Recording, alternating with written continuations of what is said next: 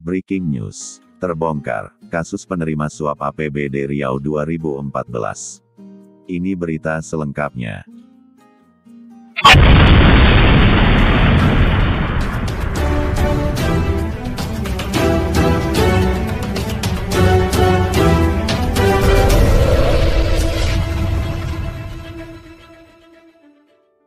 Pekanbaru TVRB. Kendati kasus yang sempat ramai, dikatakan sebagai kasus uang ketok palu APBD tahun 2014 dan rancangan APBD tahun 2015 sudah lama terlewati, namun misteri di balik kasus itu masih saja menguap. Aroma busuk atas misteri kasus tersebut tercium Presidium Pusat PP, Gabungan Aksi Mahasiswa Alumni Riau, GAMARI. Bertempat di Pendopo Satya Wicaksana, hari ini Minggu, tanggal 10 Oktober tahun 2021, aktivis yang terkenal dengan semangat melawan tindak pidana korupsi itu turut berkomentar bahwa meskipun aroma busuk itu tercium saat ini, tidak menutup kemungkinan untuk menegakkan semangat kebenaran. Semangat kebenaran itu harus dan wajib disampaikan ke hadapan publik. Karena selama ini publik hanya disuguhkan dengan berita-berita tak berimbang bahkan cenderung hoaks. Media Center PPGAMARI jelaskan, bahwa kasus yang dikatakan uang suap ketok palu APBD tahun 2014 itu sejatinya lebih kepada spekulasi belaka. Bagi aktivis GAMARI, misteri kasus itu mesti dibongkar.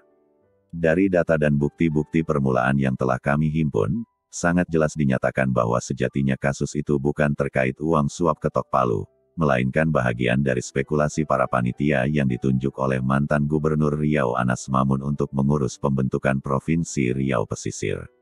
Derha Johar Firdaus MC adalah ketua panitianya, ungkap aktivis Larsen Yunus. Alumnus Sekolah Vokasi Mediator Universitas Gadjah Mada UGM Yogyakarta itu katakan, bahwa justru awal mula kasus ini muncul dari pertemuan antara Suwarno yang berperan sebagai perwakilan Pemprov Riau dengan Ricky Haryansyah, anggota DPRD Provinsi Riau dari fraksi PKB.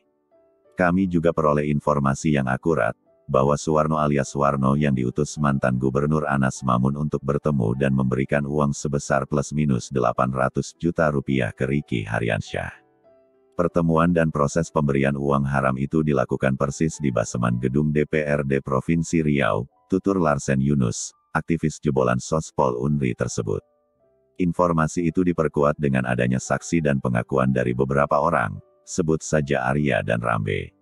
Bahwa kasus yang sempat heboh itu merupakan bahagian dari spekulasi pemerintah yang pada saat itu dipimpin oleh Gubernur Anas Mamun. Bagi kami, misteri kasus ini wajib dibongkar. Kenapa justru orang yang berinisiatif baik melawan dan membongkar kasus korupsi malahan dizolimi seperti saat ini?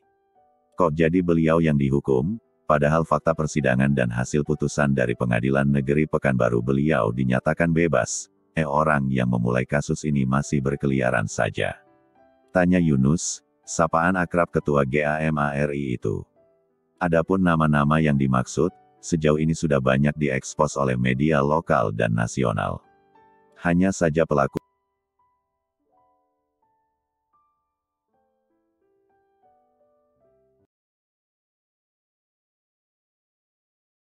Nah, bagi kami aktivis PPGAMARI menyatakan kebenaran itu adalah kewajiban.